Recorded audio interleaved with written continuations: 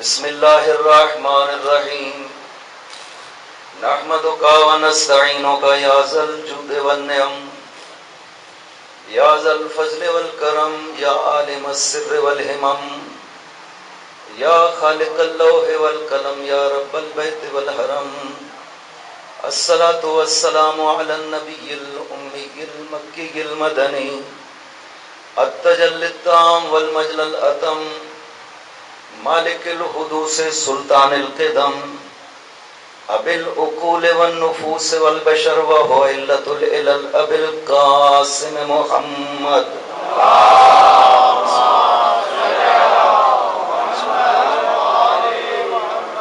وعلى ابن عمه ووارث علمه وخلیفته صاحب الولایت التشریع والتکوین امیر المؤمنین وعلى السيدة المعصومة الجليلة التي هي جوهرة القدس من الكنز الخفي بدت فابدت تاليات الأحرف وأئمة الغر بل أبيها سيما بقية الله الأعظم في الأرضين روح له الفداء وأرواح العالمين ولعنة الله على أعدائهم أجمعين أما بعد بسم الله الرحمن الرحيم إنما وليكم الله ورسوله والذين آمنوا الذين يقيمون الصلاة ويؤتون الزكاة وهم راكعون صلوات الله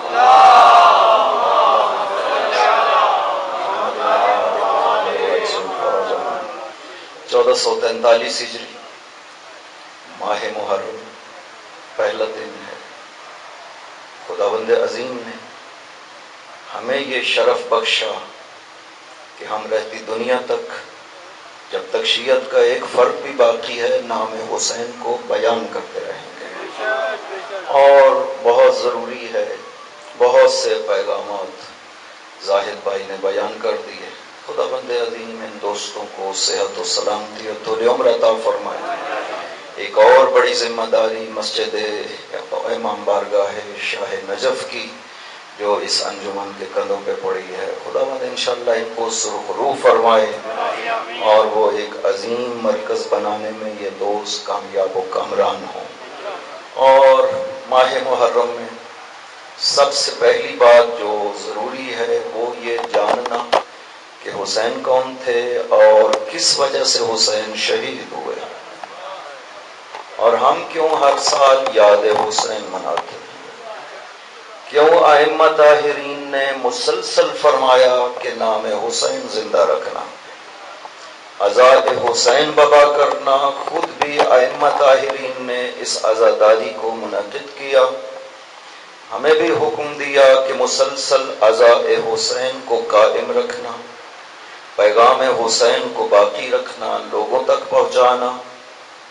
اور اس کے لیے وہ ہستی جس نے اس شہادت کو بارگاہ خدا میں پیش کیا، اپنی جان کو قربان کیا اور جو کچھ تھا حسین کے پاس بارگاہ خدا میں پیش کر دیا۔ اس ہستی کی عظمت کیا ہے کہ خدا نے معین کیا تھا صرف حسین کو اس کام کے لیے۔ سید الشہداء وہ ہستی ہے کہ ایک حدیث میں معصوم ارشاد فرماتے ہیں، اذا اراد اللہ بعبد خیرا قذف فی قلبہ حب الحسین، جب خدا کسی بندے کی بھلائی چاہتا ہے تو اس کے دل میں حسین کی محبت ڈالتا ہے۔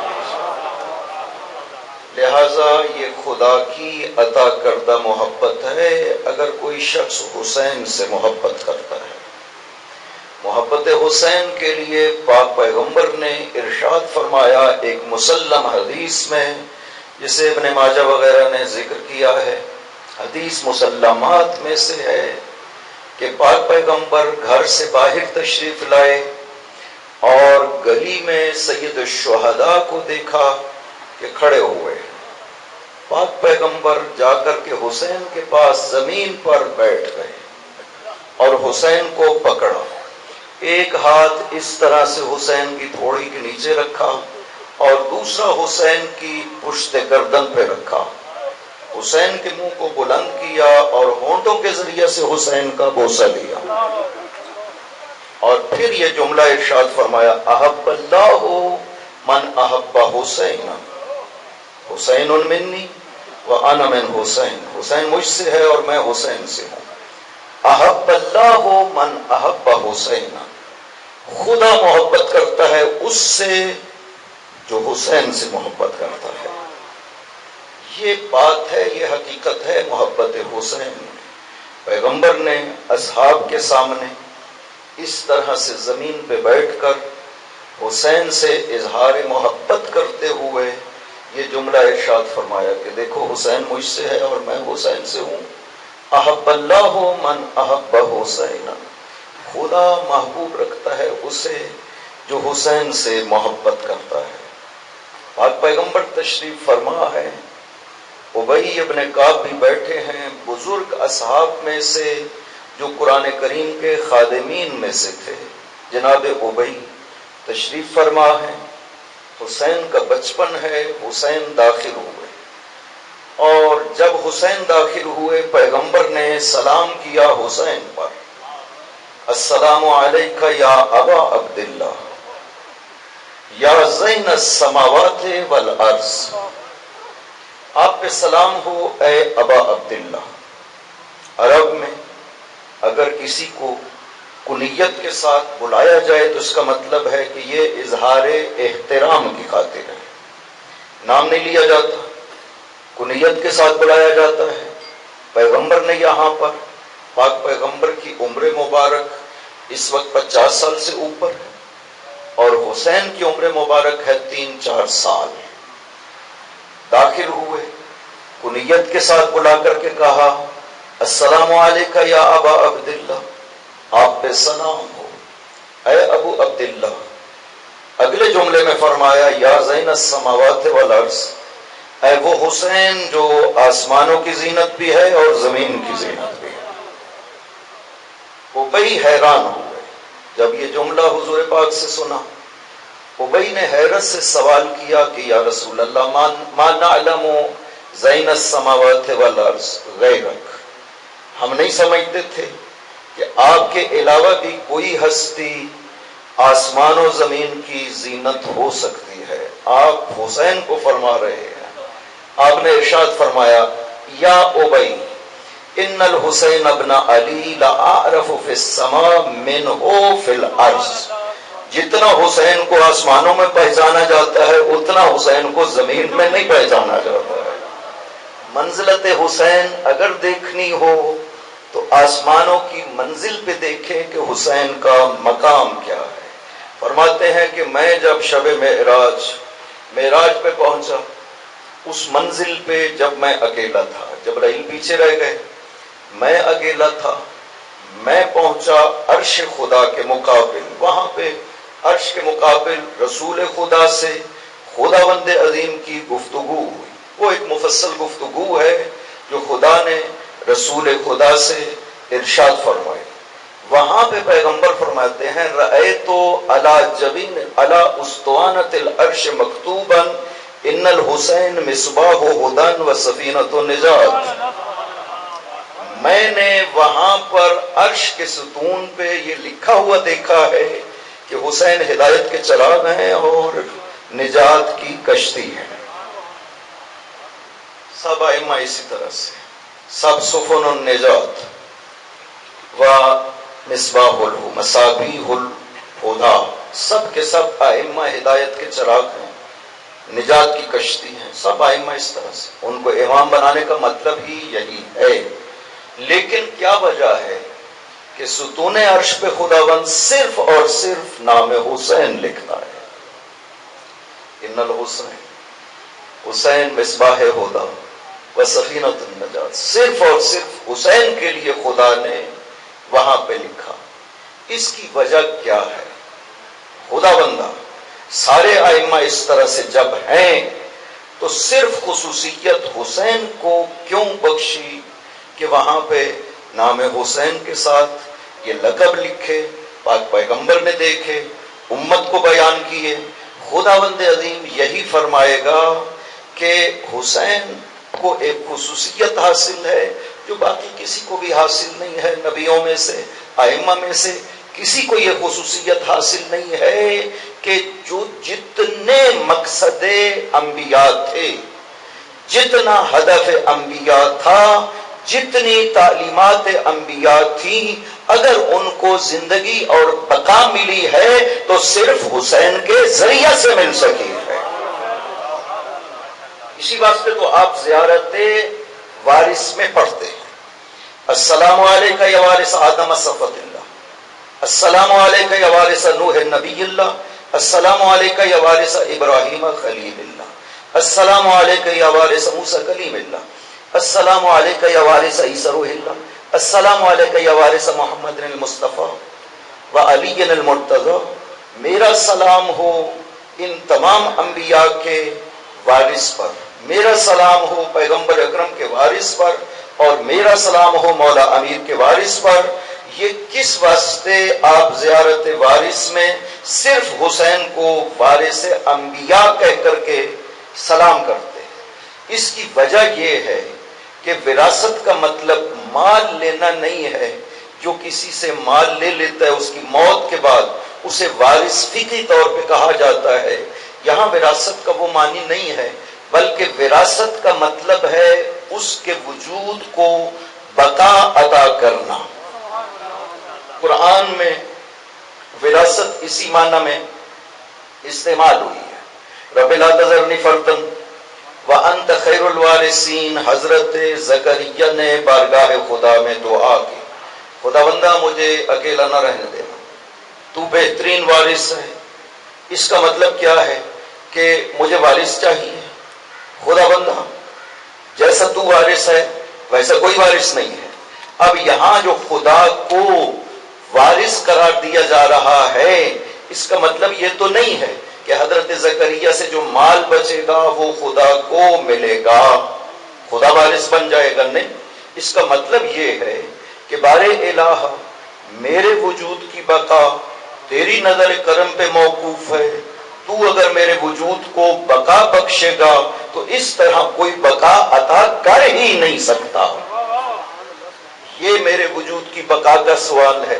بار الہ میرے بعد ایک ایسی ہستی کو اس دنیا میں بھیج کہ جو مجھ میں کمال پائے جاتے ہیں وہ سارے کے سارے کمال اس میں موجود ہوں، تاکہ وہ باقی رہے تو میں بھی دنیا میں اپنے کمالات کے ساتھ باقی رہ سکوں۔ جب ہم کہتے ہیں السلام علیکہ یا وارث آدم صفوۃ اللہ، حسین کے لیے ہم کہتے ہیں، معصوم نے فرمایا کہ حسین وارث آدم بھی ہیں، وارث نوح بھی ہیں، وارث ابراہیم بھی ہیں، سب انبیاء کے حسین وارث ہیں۔ اس کا مطلب یہ ہے کہ جتنے کمال خدا بند عظیم نے انبیاء کو عطا کیے تھے، ان کمال کو اگر بقا حاصل ہوئی ہے تو وجود حسین کے ذریعے سے حاصل ہوئی۔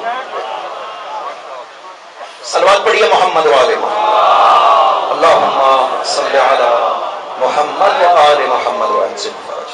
یہ ہے عظمت حسین۔ سید الشہداء کے لیے خصوصیت کے ساتھ ذکر کیا گیا ہے ائمہ طاہرین کی طرف سے جو اظہار اخلاص، یہ معمولی بات نہیں ہے۔ ہم اگر کہیں ہمارے مولا ہیں، ہمارے آقا ہیں، ہمارے سید اور سردار ہیں تو یہ بڑی بات نہیں ہے۔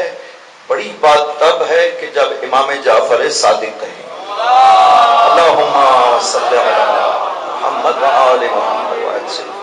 بڑی بات تب ہے جب امام زمانہ روحی لہ الفدا سید الشہداء کے سامنے اس طرح سے عرض ادب کرے۔ سید الشہداء نے یا مولا صادق علیہ السلام نے یا امام زمان روحی لہ الفدا نے جس طرح سے امام حسین کے لیے عرض ادب کیا ہے، انسان تصور نہیں کر سکتا۔ مولا نے، ہمارے 12ویں آقا نے، ہمارے سید و سردار نے، امام حق نے بارگاہ سید الشہداء میں اس طرح سے عرض ادب کرتے ہوئے حسین ابن علا حمدانی سے ارشاد فرمایا، قاسم ابن علا حمدانی سے ارشاد فرمایا کہ یا قاسم، انا یوم الخمیس، یہ جمعرات کا دن 3 شعبان کا دن، میلاد و مولانا الحسین ابن علی، یہ 3 شعبان کا دن ہمارے مولا اور آقا حسین کی ولادت کا دن ہے۔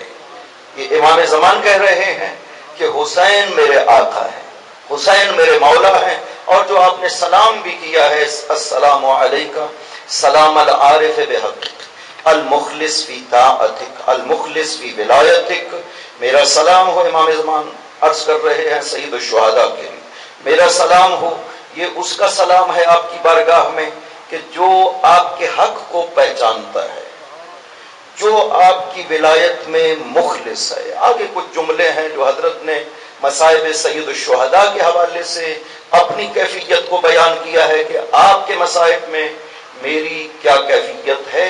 یہ لفظ ہیں جو امام زمان بیان کر رہے ہیں۔ حضرت امام صادق علیہ الصلوۃ والسلام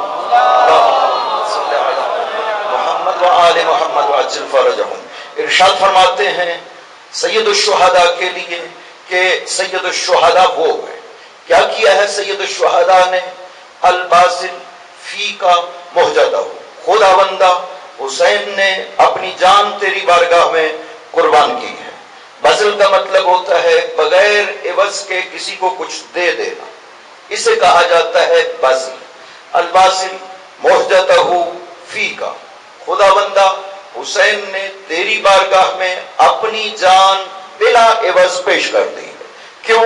لیستنقذ عبادک من حیرت الجہالت الی العلم ومن الضلالت الی الہدایت، تیرے بندوں کو بچانا چاہتا تھا، تیرے بندوں کو ضلالتوں سے ہدایت کی طرف لانا چاہتا تھا، جہالتوں سے علم کی طرف لانا چاہتا تھا، اس لیے حسین نے اپنی جان تیری بارگاہ میں بغیر عوض کے پیش کر دی۔ حسین نے بغیر عوض کے اپنی جان خدا کو پیش کی، لیکن خداوند عظیم نے جان حسین کی قیمت ادا کر دی۔ ارشاد فرماتے ہیں معصوم حسین جس نے اپنی جان بارگاہ خدا میں پیش کی، خدا نے کیا کیا؟ المعوض من قتلہ، حسین نے قتل حسین کا عوض دیا خداوند عظیم نے۔ کیا عوض دیا؟ 3 عوض معصوم ذکر کرتے ہیں۔ المعوض من قتلہ الامامۃ فی نسلہ والفوز معہ والشفاء فی تربتہ، حسین کے قتل کا عوض جو خدا نے عطا کیا ہے، فرمایا جان حسین کی قیمت کے طور پر جو خدا نے عطا کیا، الامامۃ فی نسلہ، امامت نسل حسین میں قرار دی ہے۔ اس کا مطلب ہے 9 امام نسل حسین میں، 3 عوض قرار دیے گئے ہیں۔ اس کا مطلب ہے 27 جز بنتے ہیں عوض کے جو قتل حسین کے لیے قرار دیے گئے ہیں۔ ہر امام 27 جزوں میں سے ایک جز ہے جو جان حسین کی قیمت لگائی گئی۔ یہاں پتہ چلتا ہے کہ عظمت حسین کیا ہے۔ امامت فی نسل ہی ایک عوض، والفوز معہ جو حسین کے ساتھ ہے وہ یقینی کامیاب ہے، یہ دوسرے۔ اور تیسرا عوض ہے والشفاء فی تربتہ ہی، اور حسین کی تربت میں خدا نے شفا قرار دیا۔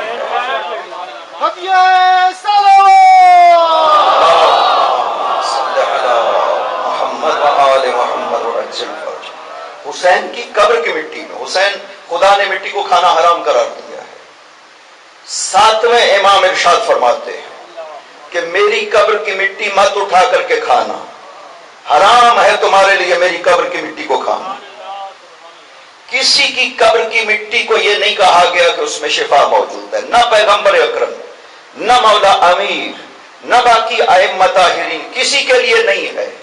سید الشہداء کی قبر کو، اس خون کو یہ عظمت حاصل تھی کہ جس مٹی میں وہ مل گیا، معصوم فرماتے ہیں قیامت تک کے لیے ہر بیماری کی شفا اس مٹی میں قرار دی ہے خدا۔ اللہم صلی علی محمد و آل محمد وعجل فرجہم۔ یہ ہے عظمت حسین۔ جب اشارہ ہو گیا، معلوم ہو گیا کہ سید الشہداء کتنے عظیم ہیں، اب آئیے اس مقصد کی طرف کہ جس مقصد کی خاطر حسین شہید ہوئے۔ آج ہمارا اپنا موضوع ولایت خدا و ولایت معصومین ہے۔ اس آیت کے ذیل میں ہم انشاءاللہ ان 9 دنوں میں گفتگو کریں گے۔ اور اس مقصد تک لے آئیں گے تاکہ ولایت امام زمان تک پہنچا جا سکے۔ لیکن اس سے پہلے یہ مقدمتاً چونکہ پہلا دن ہے آج عزا کا، سید الشہداء کا مقصد ہمیں روشن ہونا چاہیے۔ آج غلط فہمیاں پھیلانے کا دور ہے، میڈیا کا دور ہے، سوشل میڈیا ہے، اس پہ بہت سی باتیں مخالفین بھی کرتے ہیں جن کے لیے صحیح جواب دینے کی ضرورت ہے۔ اس روایت کو بیان کیا جا رہا ہے جو انصاب الاشراف میں بلازوری نے ذکر کی ہے، اور روایت ضعیف ہے جس کی کوئی حیثیت نہیں ہے۔ اس روایت میں یہ بیان کیا گیا ہے کہ حسین نے کربلا میں نعوذ باللہ من ذالک یہ التماس کی تھی ابن سعد سے کہ 3 کاموں میں سے کوئی ایک کرو، یا مجھے یزید کے پاس جانے دو، میں اپنا ہاتھ یزید کے ہاتھ میں دے دوں گا، یا مجھے واپس مدینہ جانے دو، یا پھر اسلامی سرحدوں میں سے کسی سرحد کی طرف چلا جاؤں گا، وہاں پہ عام رعیت کی مانند زندگی بسر کروں۔ یہ روایت ہے جو بلازوری نے انصاب الاشراف میں ذکر کی ہے۔ روایت کی کوئی سند نہیں ہے، کوئی حیثیت نہیں ہے، ایک ضعیف ترین روایت ہے۔ تذکرۃ الخواص میں ابن جوزی نقل کرتے ہیں کہ عقبہ ابن سمعان جو کربلا میں موجود تھا، یہ غلام تھا خانوادہ بنی ہاشم کا، یہ مدینہ سے لے کر کے کربلا میں ہر لحظے میں موجود تھا، کربلا کے بعد زندہ رہا۔ یہ بیان کرتا ہے کہ میں نے مدینہ سے لے کر کے کربلا تک، عصر عاشور تک، جب تک حسین زندہ رہے ہیں، حسین کی زبان سے ایک کلمہ بھی ایسا نہیں سنا کہ جس میں حسین نے کسی تردید کا مظاہرہ کیا۔ سید الشہداء پہلے دن مدینہ سے فیصلہ کر کے نکلے تھے کہ جب یہ جملہ ارشاد فرمایا تھا مثلی لا یبایع مثلہ، مجھ جیسا یزید جیسے کی بیعت نہیں کر سکتا، یہ قانون بتایا، صرف نہیں بتایا کہ میں حسین یزید کی بیعت نہیں کر سکتا ہوں، نہ ہم جو امام حق ہیں، فرمایا جو بھی مجھ جیسا امام حق ہے وہ اس جیسے باطل کی کبھی بیعت نہیں کرے گا۔ حسین نے وہاں پہ فیصلہ کر دیا۔ شک و شبہ کس وجہ سے باقی بچے کہ حسین نعوذ باللہ وہاں جا کر کے لوگ، یہ مصنفین جو آج کے دور کے مصنف ہیں، یہ کہتے ہیں کہ حسین کو وہاں کربلا میں پتہ چلا کہ کوفیوں نے ساتھ چھوڑ دیا ہے، کوفیوں کے خطوط کے بھروسے پہ حسین تشریف لے گئے کوفے کی طرف، کوفیوں نے ساتھ چھوڑ دیا حسین کا۔ جب عاشور کے دن حسین نے دیکھا کہ میں اکیلا رہ گیا ہوں، تو تب حسین نعوذ باللہ من ذالک نظر ثانی کرتے ہیں اور پھر فرماتے ہیں کہ مجھے واپس جانے دو یا یزید کی بیعت کرنے دو۔ یہ وہ لوگ باتیں کہہ رہے ہیں کہ جنہوں نے تاریخ کربلا کو بالکل نہیں پڑھا، اور یہ مصیبت ہے۔ مذہب حق کے خلاف جو کتابیں لکھی گئی ہیں ان میں جو ہماری طرف باتیں نسبت دی گئی ہیں وہ ہماری کتابوں سے پڑھ کے نہیں نسبت دی گئی، ہمارے مخالفین نے اپنی کتابوں میں جو لکھا ہے اسی کو یہ مصنف بار بار نقل کرتے جا رہے ہیں۔ یہی وجہ ہے کہ حق کو ہر حال میں، ہر وقت اور ہر زمان میں بیان کرنے کی ضرورت رہتی ہے تاکہ پیغام جن کانوں تک نہیں پہنچ سکا انہیں پہنچ جائے۔ کوئی ایک بندہ بھی اگر اس کلام کے ذریعے سے حق کو قبول کر لے تو پوری مجالس کا حق ادا ہو جاتا ہے۔ یہ ہوتا ہے حق کی آواز۔ سید الشہداء کیوں چاہتے تھے کہ کوئی ایک بندہ بھی اس لشکر میں سے آ جائے میری طرف؟ کیا کسی ایک بندے کے حسین کے ساتھ شامل ہونے سے نعوذ باللہ من ذالک حسین اپنی جان بچانا چاہتے تھے کہ میرے ساتھی زیادہ ہو جائیں، میں اس لشکر کو قتل کر دوں گا اور میں بچ جاؤں گا؟ نہ، حسین تو مسلسل کہتے رہے کہ یہ راہ شہادت ہے، مکہ سے نکلے تب بھی کہا، مدینہ سے نکلے تب بھی کہا، کربلا میں پیغام دیتے رہے کہ ہم شہید ہو رہے ہیں اور شہادت ہمارے لیے سعادت ہے، یہ مسلسل کہتے رہے حسین۔ کس لیے کوشش کی حسین نے ایک ایک فرد کو یہ پیغام پہنچانے کی؟ اس واسطے کہ حسین ہے امام حق و ہدایت، لہذا اس امام و حق و ہدایت کی یہ کوشش ہوتی ہے کہ کوئی ایک شخص بھی اگر ہدایت پا جائے اور جنت میں چلا جائے تو اس کے لیے خوش بختی ہو. اللہ محمد و آل محمد. آپ انشاءاللہ سنیں گے ان مجالس میں کہ کس طرح سے راستے میں بھی حسین نے کوشش کی.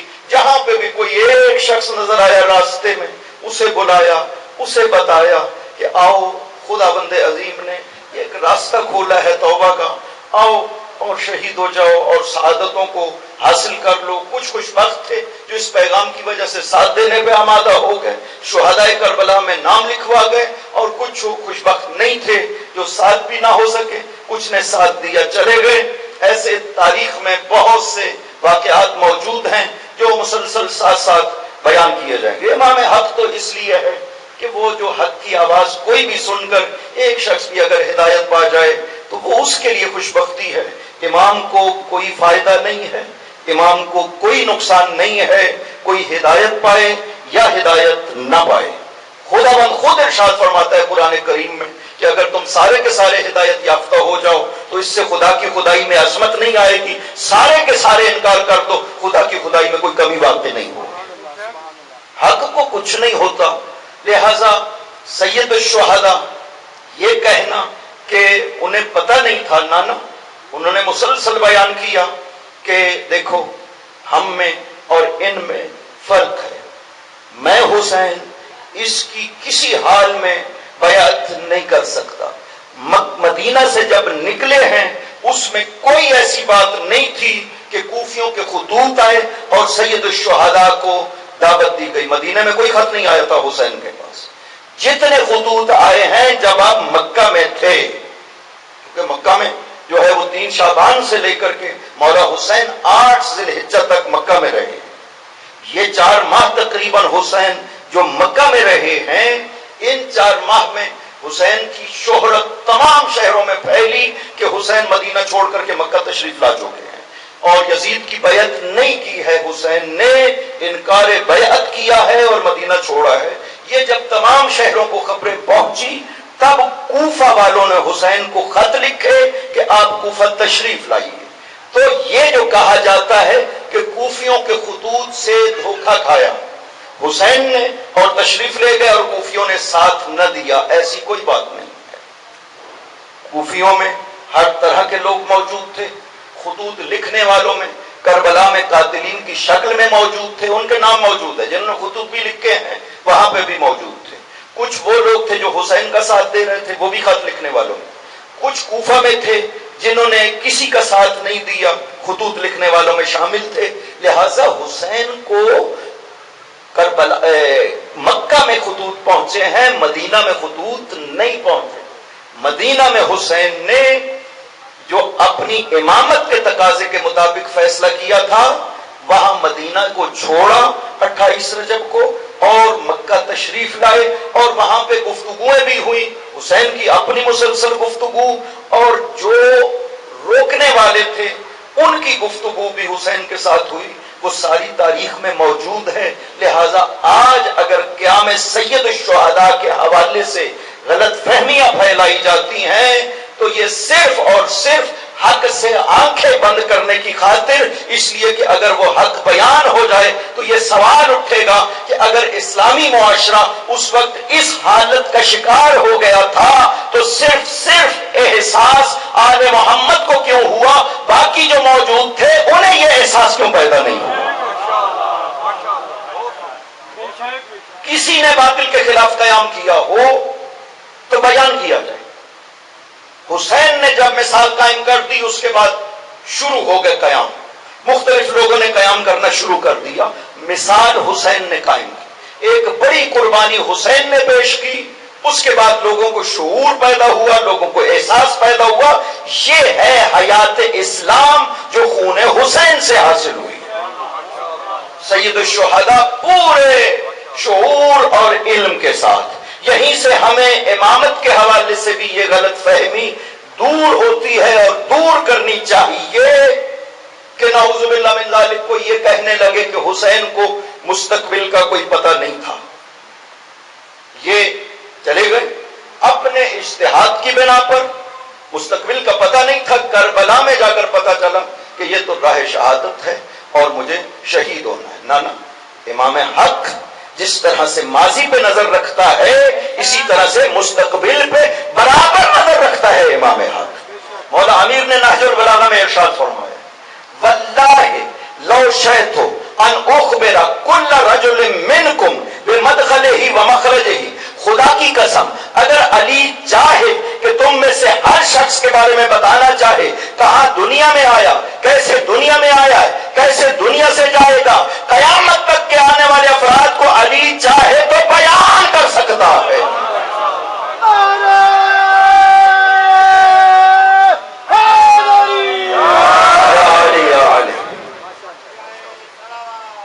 اللہم صلی علی محمد وآل محمد وعجل فرجہم۔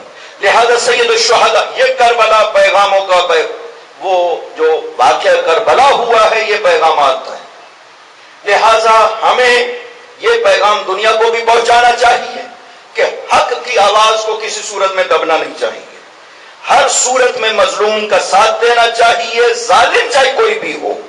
ہمیں یہ ائمہ کا درس ہے کہ ظالم کے خلاف کھڑے ہو جانا۔ وصیت مولا ہے، اپنے دونوں بیٹوں کو ارشاد فرمایا کونا للظالم خصما وللمظلوم عونا، میرے بیٹو ظالم کا مقابل بننا، ظالم کا دشمن نہ، مظلوم کا ساتھ دینا، یہ ہے پیغام امامت۔ اور سید الشہداء نے کربلا میں بڑا خوبصورت جملہ خطبہ ارشاد فرمایا تھا ان الدعی ابن الدعی رکزنی بین سنتین بین السلت والذلت، یہ بے نسب شخص کا بیٹا حسین کو کہتا ہے کہ دو راہوں میں سے ایک راہ کو اختیار کر لیجیے، بین ذلت یا تلوار کی موت کو قبول کریے یا ذلت کو قبول کریے، بیعت کو قبول کریے۔ فرمایا ہے ہاتھ من الذلہ، قطن حسین ذلت کو قبول کرنے والا نہیں ہے۔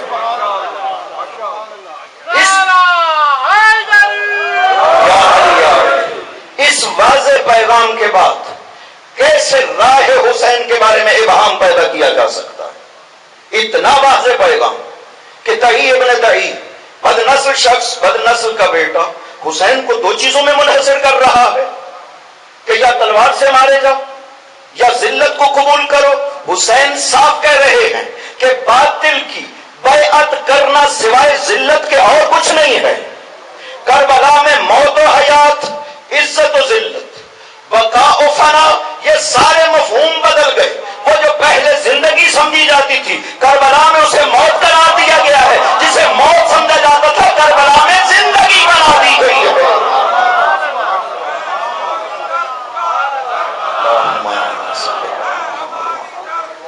کربلا کربلا کربلا کربلا کربلا کربلا، اللہم صلی علی محمد وآل محمد وعجل فرجہ۔ اتنا واضح پیغام ہے ہاتھ من الذلہ، حسین کبھی بھی ذلت کو قبول نہیں کرے گا۔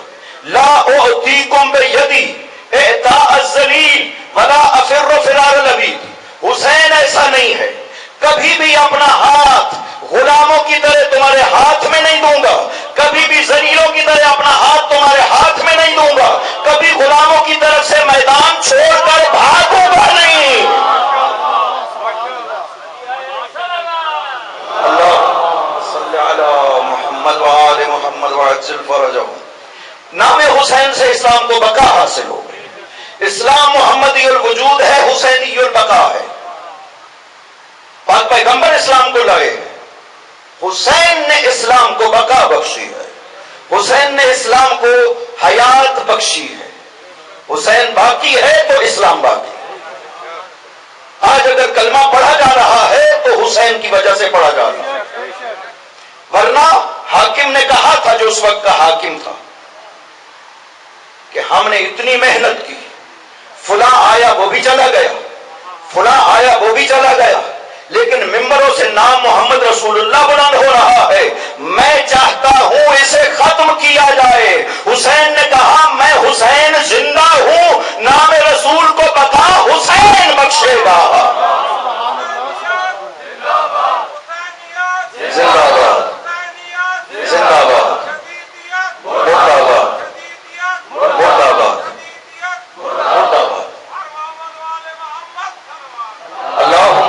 صل علی محمد و آل محمد وعجل فرجہ۔ خداوند عظیم سورہ مائدہ آیت نمبر 55 میں ارشاد فرماتا ہے، 54-55 دو نمبر آیتیں ہیں، خدا ارشاد فرماتا ہے انما ولیکم اللہ ورسولہ والذین آمنوا الذین یقیمون الصلاۃ ویؤتون الزکاۃ وہم راکعون، صرف اور صرف تمہارا ولی اللہ ہے، اس کا رسول ہے، اور وہ ہستی جو نماز کو قائم کرتی ہے اور رکوع میں زکات دینے والی ہے۔ یہ ایک آیت۔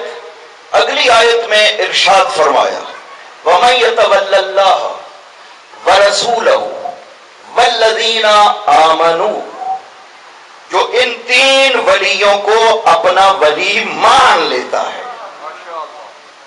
اپنا صرف ذکر نہیں کیا خدا نے، ولی حقیقی تو وہ ہے، وہ کہہ سکتا تھا اگلی آیت میں وَمَن يَتَوَلَّ اللَّهَ، جو اللہ کو ولی مان لیتا ہے اس کا نتیجہ یہ ہوگا، نہ پہلے تین ولی بیان کیے کہ تمہارے یہ تین ولی ہیں، اور اس کے بعد فرمایا وَمَن يَتَوَلَّ اللَّهَ وَرَسُولَهُ وَالَّذِينَ آمَنُوا، میں نے جو اس آیت میں تین ولی بتائے ہیں، اللہ اور رسول اور وہ مومن ہستی، اگر ان کی ولایت کو مان لو گے تو فَإِنَّ حِزْبَ اللَّهِ هُمُ الْغَالِبُونَ، میں خدا تمہیں ایک عنوان دینا چاہتا ہوں، ان تین ولیوں کو مانو گے تو حزب اللہ بن جاؤ گے، اور حزب اللہ ہمیشہ غالب رہے کرتے ہیں۔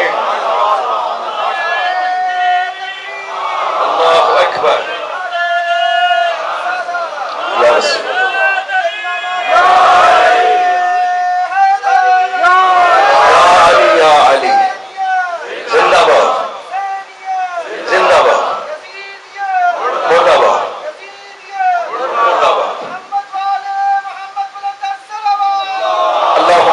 صلی علی محمد و آل محمد وعجل فرجہ۔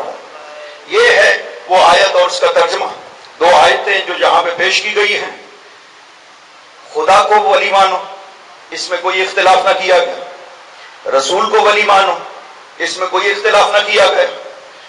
وہ جو اہم بات تھی بعد از رسول جس کی ضرورت تھی قیامت تک کے لیے امت کو، وہ تیسری ہستی ولی تھی، اس میں اختلاف کر دیا گیا کہ وہ کون ہے۔ کسی نے کچھ کہا، کسی نے کچھ کہا۔ آپ دیکھیے جو خصوصیات خدا کے مد نظر ہیں اس ولی کے لیے، وہ خصوصیات اگر قرار نہ دی جائے، کچھ اور قرار دیا جائے تو واضح ہے آپ کو نہ آیت سمجھ آئے گی نہ مقصد خدا سمجھ آئے گی۔ مثلا خدا نے ابو لہب کے لیے سورہ تبت میں ارشاد فرمایا تبت یدا ابی لہب وتب ما اغنی عنہ مالہ وما کسب۔ یہ خدا نے سورہ لہب میں ابو لہب اور اس کی بیوی کے لیے ارشاد فرمایا، اور پھر فرمایا کہ یہ دونوں ملعون ہیں، یہ ہلاک ہونے والے ہیں، ان کے اوپر تباہی ہے، لعنت خدا ہے ان کے اوپر۔ یہ کیوں؟ ایک سوال تو پیدا ہوتا ہے کہ ان پہ کیوں لعن کی ہے خداوند عظیم نے؟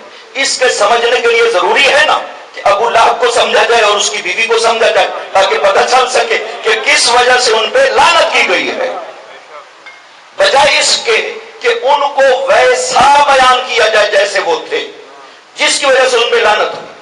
اگر ان کو مقدس فرد کے طور پہ ذکر کیا جائے کہ وہ تو بڑا نیک آدمی تھا، وہ تو غریبوں کے کام آتا تھا، وہ تو ضعیفوں کی مدد کرنے والا تھا، پھر قطعاً یہ صورت سمجھ نہیں آ سکے گی کہ اگر وہ اس طرح کا تھا تو خدا کو اس پہ لعنت نہیں کرنی چاہیے تھی۔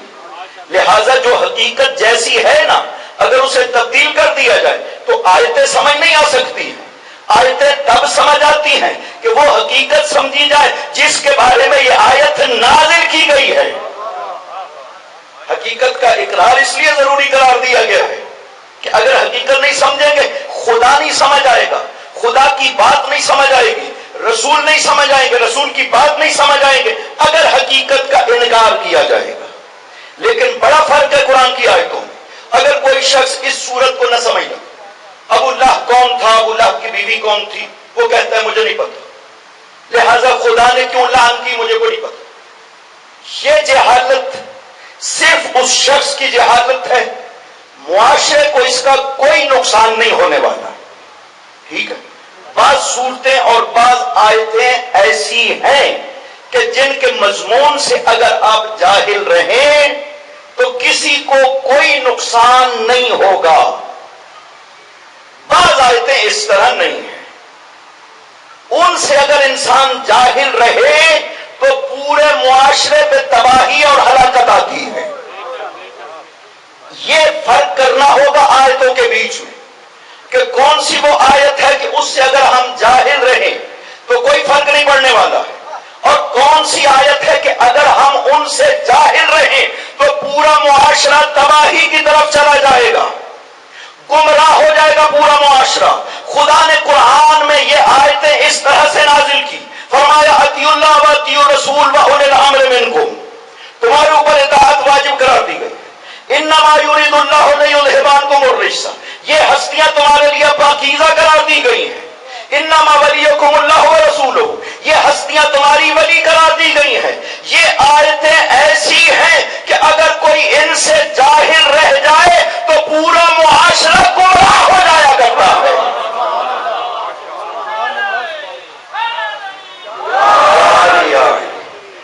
فرق سمجھ آ گیا آیتوں میں؟ ان آیتوں کا تعلق ہے پوری انسانیت کے ساتھ، اس آیت کا تعلق ہے شخص کے ساتھ. اس شخص پہ کیوں لعنت کی گئی سمجھنا چاہتے ہو، اسے پہچانو تاکہ پتہ چل سکے کہ اس پہ لعنت کیوں کی گئی. یہاں پہ فرمایا تمہارا ولی قرار دیا ہے میں نے. ولی کا کام کیا ہے؟ ہدایت کرنا انسانوں کو ہدایت الہیہ کے ذریعے سے، جو خدا نے ہدایت قرار دی ہے. ولی کا کام ہے وہ ہدایت عطا کرنا انسانوں کو. اگر اس ولی کو نہیں پہچانو گے، اس کو ولی بناؤ گے جسے خدا نے ولی بنایا نہیں ہے، تو وہ ہدایت الہیہ حاصل نہیں ہو سکتی. اس واسطے اہمیت بڑھ جاتی ہے. ان آیتوں میں غور فکر کرنے کی ہمیں حکم دیا گیا. یہ قرآن اس لیے نازل کیا گیا ہے، اس سے ہدایت حاصل کرو. خدا نے حق کو قرآن میں بیان کیا ہے. یوں نہیں ہے کہ خدا نے قرآن میں حق کو بیان نہیں کیا، امت کی مرضی پہ چھوڑ دیا. تم جیسا قرآن کو سمجھنا چاہو ویسا سمجھو. یہی تو بیان کیا گیا ہے کہ یہ آیت جب نازل ہوئی، اس کا شان نزول یہ تھا کہ حضور پاک نے، صحیح بخاری کی روایت ہے، حضور پاک نے ایک سریہ بھیجا، ایک لشکر بھیجا ایک جنگ کے لیے، جس کا امیر بنایا گیا عبداللہ ابن حذافہ سہمی کو. پھر ارشاد فرمایا کہ من یطع الامیر فقد اطاعنی، یہ ہے تمہارا امیر، اس کی اطاعت تمہارے اوپر واجب ہے چونکہ یہ تمہارا امیر ہے. یہ روایت ہے صحیح بخاری میں، اس آیت کے لیے بیان کی گئی کہ یہ تمہارا امیر ہے اور تم پر اس کی اطاعت واجب ہے. آگے اپنا استدلال شامل کر لیا گیا کہ عبداللہ کی اطاعت کیوں واجب تھی؟ چونکہ وہ امیر تھا، لہذا جو بھی امیر ہو اس کی اطاعت واجب ہے. پھر ایک اور حدیث صحیح مسلم میں موجود ہے، پاک پیغمبر نے ارشاد فرمایا من اطاعنی فقد اطاع اللہ، جس نے میری اطاعت کی اس نے اللہ کی اطاعت کی. ومن عصانی فقد عصی اللہ، جس نے میری نافرمانی کی اس نے اللہ کی نافرمانی کی. اگلے جملوں میں ارشاد فرماتے ہیں ومن یطع الامیر فقد اطاعنی، کہ جو اپنے امیر کی پیروی کرتا ہے وہ میری پیروی کرتا ہے، وہ میری اطاعت کرتا ہے جو اپنے امیر کی اطاعت کرتا ہے. امیر میں کوئی وصف نہیں ذکر کیا گیا کیسا ہونا چاہیے. فرمایا جیسا بھی تمہارا امیر ہو تمہارے اوپر اس کی اطاعت کرنا واجب ہے. یہ روایت ہے، مسلم روایات میں سے ہے، اس کا انکار بھی نہیں کیا گیا. درس بھی یہی دیا جاتا ہے کہ آپ اپنے امیر کی نافرمانی نہیں کر سکتے، آپ کے اوپر امیر کی اطاعت واجب قرار دی گئی ہے. دیکھنا یہ ہے کہ واقعاً یہ تعلیم قرآن کے موافق ہے یا قرآن کے خلاف ہے. ہمارے پاس جو قرآن موجود ہے، اگر کوئی تعلیم کسی روایت میں دی جاتی تو پہلا حکم جو معصوم نے بھی ارشاد فرمایا اور ادھر بھی موجود ہے کہ جو بھی روایت سنو فَارِزُوهُ عَلَى کتاب اللہ، اسے قرآن پہ پیش کرو، فما وافق کتاب اللہ فخذوہ، جو اللہ کی کتاب کے موافق ہو اسے لے لینا، فما خالف کتاب اللہ فاترکوہ، اور جو قرآن کے خلاف ہو اسے پھینک دینا، اسے چھوڑ دینا، اس لیے کہ ایسی روایت ہم کہتے ہی نہیں ہیں جو قرآن کے خلاف ہوتی ہے۔ لہذا ہمارے پاس کتاب الہی کی صورت میں قرآن کریم موجود ہے، ہمیں قرآن سے رہنمائی لینی چاہیے۔ کل ہم یہاں سے اپنی گفتگو کا سلسلہ شروع کریں گے کہ خداوند عظیم قرآن میں اس حوالے سے کیا ارشاد فرماتا ہے۔ پہلی منزل میں اگر قرآن سے بات ثابت ہو سکے تو قرآن سے کرنی چاہیے، کیونکہ یہ وہ مشترک چیز ہے، مشترک حقیقت ہے جسے سب قبول کرتے ہیں۔ دوسرے مرحلہ میں معتبر کتابیں جن کو برادران قبول کرتے ہیں ان سے پیش کیا جانا چاہیے، اور تیسرے مرحلہ میں حق جو اپنے لوگوں کے لیے بیان کرنا ہو معصوم کی صحیح روایت سے اسے بیان کرنا چاہیے۔ یہ ہے دین کو بیان کرنے کا طریقہ۔ اس کے علاوہ کوئی اگر دین کو اپنی زبان سے بیان کرتا ہے تو اس کی کوئی حیثیت نہیں ہے، کوئی اہمیت نہیں ہے۔ دین وہ ہے جو قرآن اور صحیح سنت معصوم میں بیان ہوا۔ کوئی کہے کہ مجھے عبادت میں یہ پسند ہے یہ ناپسند ہے، اس کی کوئی حیثیت نہیں ہے۔ لہذا ہمارے سامنے یہ حقیقتیں موجود ہیں۔ سید الشہداء محرم سے پہلے رجب کا مہینہ ہے، جب حاکم شام کی وفات کی اطلاع مدینہ بھیجی جاتی ہے، یزید کی بیعت ہوئی، اس نے پہلا جو کام کیا وہ حاکم مدینہ ولید ابن عتبہ ابن ابی سفیان کو خط لکھا اور خط میں خبر دی کہ میرا والد دنیا سے چلا گیا، میں خلیفہ بن چکا ہوں، حسین اور عبداللہ ابن زبیر کو بلاؤ اور خذ عنہما بیعتی، شدت کے ساتھ حکم دیا کہ ان سے میری بیعت لو، وَإِنِ امْتَنَعَا، اور اگر وہ میری بیعت سے انکار کریں تو ان کا سر کاٹ کے میری طرف بھیجو۔ یہ خط یزید نے مدینہ بھیجا۔ جب ولید کے پاس یہ خط پہنچا اس نے پڑھا، اس نے مشورے کے لیے مروان کو بلایا اور پوچھا کہ آپ کا کیا مشورہ؟ رات کا وقت ہے، مروان نے کہا کہ ابھی بلاؤ دونوں ہستیوں کو، قبل اس کے کہ یہ خبر عام ہو جائے اور پھر آپ کے ہاتھ سے نکل جائے معاملہ، ابھی بلاؤ اور ابھی بیعت لو، اگر نہیں کریں گے تو قتل کر دیں۔ پیغام بھیجا، قاصد گیا، سید الشہداء مسجد نبوی میں تشریف فرما تھے۔ قاصد نے جا کر کے کہا کہ ولید نے آپ کو دربار خلافت میں بلایا ہے۔ سید الشہداء نے ارشاد فرمایا تم جاؤ، میں تمہارے پیچھے آ رہا ہوں۔ قاصد واپس چلا گیا، حسین نے قرآن کو بند کیا اور آئے گھر میں تشریف لائے، اپنی بہن سے ارشاد فرمایا بہن زینب مجھے دربار میں بلایا گیا۔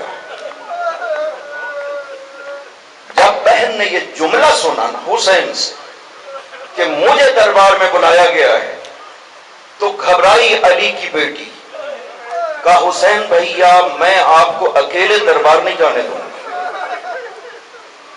بھیا حسین اپنے ساتھ جوانان بنی ہاشم کو لے کے جائیے۔ 30 جوانان بنی ہاشم حسین کے ساتھ چلے۔ ارشاد فرمایا عباس بھیا آپ دروازہ دارالعمارہ پہ رکنا، میں اندر جا کر گفتگو کروں، اگر میری آواز بلند ہو تو آپ اندر داخل ہو جائیں۔ حسین اندر تشریف لے گئے۔ ولید نے اطلاع دی امیر شام چلا گیا ہے دنیا سے۔ آپ نے استرجاع ادا کیا اور پوچھا لما دعوتنی، یہ بتاؤ کہ مجھے کیوں بلایا؟ اس نے کہا یزید نے خط لکھا ہے کہ خذ الحسین بالبیعت، کہ حسین سے بیعت لینی ہے، یہ یزید کا خط ہے۔ سید الشہداء نے ارشاد فرمایا کہ ابھی بات مت کرو، نصبحوا وتصبحون، صبح ہونے دو، لوگوں کو اکٹھا کرو، وہاں پہ تم بیعت کی بات کرنا، پھر ہم بتائیں گے کہ اینا احق بالخلافت، کہ ہم میں سے اور آپ میں سے خلافت کا زیادہ حقدار کون ہے، ہم پھر لوگوں کو بتائیں گے۔ ولید نے کہا کہ یہ بات آپ نے بہتر کی، کل لوگوں سے بات کی جائے۔ تشریف لے جانے کے لیے جب حسین اٹھے تو مروان نے ولید سے کہا کہ ولید اس وقت حسین کا سر قلم کر لو، اگر اب حسین چلا گیا تو پھر تمہارے اختیار سے نکل جائے گا محمد، ابھی حسین کا سر کاٹ۔ یہ جب مروان نے بات کی، ایک مرتبہ سید الشہداء موڑے اور جوش کے ساتھ ارشاد فرمایا یبن الزرقاء اتقتلنی ام ہوا، او زرقاء کے بیٹے مجھے بتاؤ تم مجھے قتل کر سکتے ہو یا یہ قتل کر سکتا ہے؟ آواز حسین بلند ہونا تھی کہ عباس نے لات ماری دروازہ دار الخلافہ، ٹوٹ کر گرا، تلوار لے کر کے دوڑتے ہوئے آئے، عرض کیا مولا مجھے بتائیے کس نے آواز کو بلند کیا؟ وہ عباس کو برداشت نہیں کر سکتے کہ اس طرح سے حسین کی آواز پہ آواز بلند کی۔ ایک مرتبہ حسین نے سینہ عباس پہ ہاتھ رکھا، نہیں بھیا عباس رک گئے، ساری زندگی اطاعت حسین اسی طرح کی عباس، کبھی آگے سے سوال نہیں کیا کیوں بھیا، نہ ادب عباس، وفائے عباس ہے۔ جب حسین نے کہا نہیں عباس وہیں رک گئے، خاموش ہو۔ امام حسن کے جنازے پہ جب تیر لگے تھے اور جنازہ گھر واپس آ گیا تھا، اس وقت عباس 24 سال کا جوان تھا۔ کانت الطود العظیم، عباس اتنا بڑا تھا، اتنا جسیم تھا کہ بڑے گھوڑے پہ بھی بیٹھتا تھا تو پاؤں زمین پہ لگتے تھے۔ جب اپنے امام اور اپنے بھائی کے جنازے میں تیروں کو دیکھا عباس نے تلوار پہ ہاتھ رکھا، حسین نے عباس کے ہاتھ پہ ہاتھ رکھ دیا، نہیں عباس بھائی، بالکل خاموش ہو، کچھ بھی نہیں کہا، یہ بھی نہیں پوچھا مولا یہ تو ہمارا اپنا شہر ہے، یہاں پہ حسن مولا کے جنازے پہ تیر لگے اور ہم خاموش ہو جائیں؟ نہیں، حسین چونکہ اس طرح سے چاہتے ہیں، ساری زندگی ادب میں گزاری عباس، یہاں پہ بھی جب سینہ عباس پہ حسین نے ہاتھ رکھا نا، تلوار کو نعام میں ڈالا، سر جھکا کر کھڑے ہو۔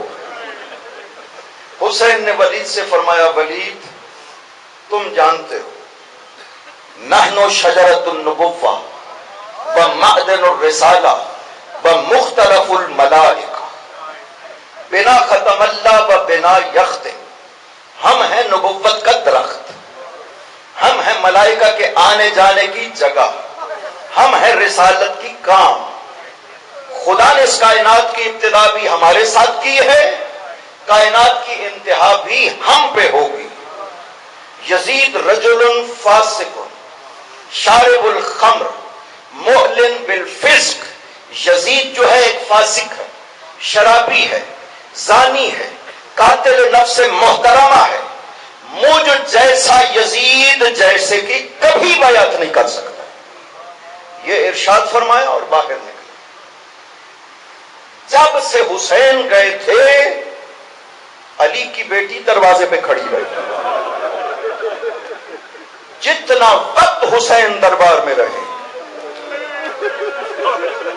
بہن دروازے کے پیچھے کھڑی رہی، جب حسین کو دیکھا تو زینب کا دل مطمئن ہوا، سوال کیا بھیا کیا ہوا؟ کہا بہن زینب امت ہمیں مدینہ میں رہنے نہیں دیتی۔ 2 راتیں حسین مدینہ میں رہے، یہ پہلی رات واپس آنے کے بعد قبر رسول پہ گزاری، दूसरी रात फिर कब्र रसूल पे गुजारी और हुसैन ऐलान कर रहे हैं कि मैं मदीना छोड़ रहा हूं। दोनों रातों में हुसैन ने रसूल से गुफ्तगू की। पहली रात में खुद रसूल से बात की, दूसरी रात में हुसैन ने खुदा से बात की। पहली रात रसूल से अर्ज किया, या जद्दा हो अनल हुसैन इब्न फातिमा। ये नहीं कहा कि मैं अली का बेटा हुसैन, कहा नाना मैं आपकी बेटी फातिमा का बेटा हुसैन। अना फर्खो वब्नो फरखतिक, आपका बेटा हूं, आपकी बेटी का बेटा हूं। नाना तेरी उम्मत ने मेरा ख्याल नहीं रखा है, नाना तेरी उम्मत मुझे तेरे पास रहने नहीं दे रही। नाना से गुफ्तगू करते रहे। सुबह हुई, घर तशरीफ लाए। अगला दिन हुसैन ने तैयारी की। अगली रात फिर रोज़े रसूल पे तशरीफ ले गए, कब्र रसूल पे इबादत करते रहे। अब खुदा से इरशाद फरमाया, खुदा बंदा तू जानता है हुसैन जिस अम्र में कायम है। खुदा बंदा मैं तेरे रसूल का बेटा हूं, तेरे रसूल का नवासा हूं, जो अम्र मुझे दरपेश है तू जानता है। खुदा बंदा तुझे इस कब्र का वास्ता है और साहिबे कब्र का वास्ता है। हुसैन के लिए वो रास्ता इख्तियार कर जिस पे तू भी राजी हो और रसूल भी राजी हो। ये कहते हुए सुबह के करीब हुसैन सोए, कब्र रसूल पे सर रखा। ख्वाब में देखा कि रसूल मलाइका के झुरमट में अंबिया की हमराही में तशरीफ लाए। आकर के हुसैन को गले लगाया, हुसैन की पेशानी को बोसा दिया और कहा, हबीबी या हुसैन, ओ मेरे महबूब मेरे हुसैन, इन्नी अरा का मुरम्मलन बेदिमाग, मैं देख रहा हूं कि किस तरह तेरे खून को बहाया जा रहा है, किस तरह से प्यासा और भूखा तुझे ज़िबा किया जा रहा है और तेरी अहले बैत को कैदी बनाया जा रहा है। जब ये जुमले रसूल ने कहे, एक मर्तबा हुसैन ने कहा, नाना मैं वापस नहीं जाना चाहता हूं। रसूल ने इरशाद फरमाया, बेटा आप वापस जाए, वो जो मकाम शहादत अता होने वाला है वो आपको दुनिया में जाने के बाद मिलेगा। हुसैन ख्वाब से बेदार हो गए। इन्ना लिल्लाह व इन्ना इलैहि राजिऊन पढ़ते हुए घर तशरीफ लाए। तैयारी हुई, अहले बैत को तैयारी का हुक्म दिया। हम मदीना को छोड़ रहे हैं। रात के वक्त हुसैन ने मदीना को छोड़ा, दिन में हुसैन ने मदीना को नहीं छोड़ा। लेकिन मदीना छोड़ने से पहले हुसैन गए, जिस तरह से अपने नाना की कब्र को अलविदा किया था, इसी तरह से हुसैन ने अपनी मां से अलविदा किया। अजीब बात है, तारीख ने बयान किया कि हुसैन ने किस तरह से अपने नाना से अलविदा की थी। तारीख ने यह नहीं बयान किया कि अपनी मां की कब्र पे गए किस तरह से अलविदा हुआ। यह कहा कि जब गए मां की कब्र पे तो तेज कदमों के साथ चलते हुए मां से जाकर के अर्ज किया होगा, अम्मा तेरा मजलूम हुसैन सलाम करने आया, तुझे आखिरी अलविदा कहने आया। मुझे वो अलविदा याद आ रहा है जब जनाजा सैयदा पड़ा हुआ था, अली आवाज दे रहे थे, आओ मेरे बच्चों मां से अलविदा करो। किस तरह से अलविदा किया, इधर से हसन बढ़े, इधर से हुसैन बढ़े। अली कहते हैं, खुदा की कसम फातिमा के कफन के बंद खुल गए, हाथों को बढ़ाया, हसन हुसैन को सीने से लगा लिया।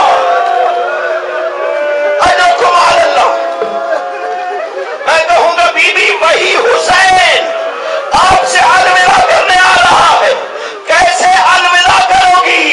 बीबी कहेगी कि मैं हुसैन के साथ करबला जाऊंगी और हुसैन का सर काटा जा रहा होगा।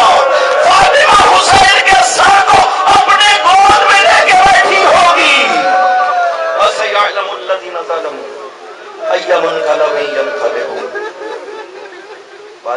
मोहम्मद वाले मोहम्मद इस इबादत को मंजूर मकबूल फरमा। ये जिक्र मुकद्दस जैसे जारी और सारी है, ज़ुहूर इमाम ज़मान इसी तरह जारी और सारी। मोमिनीन पे अपनी हिफ्ज़ व अमान कायम रखना, दुश्मनों के शर को उनकी तरफ लौटा देना, इमाम ज़माना के ज़ुहूर में ताजील फरमा। ان کے قلب مقدس کو ہم سے راضی خوشنود فرما. ہمارے دوست جو اہتمام کرنے والے ہیں ان کو صحت و سلامتی و طول عمر عطا فرما بفضلک و رحمتک.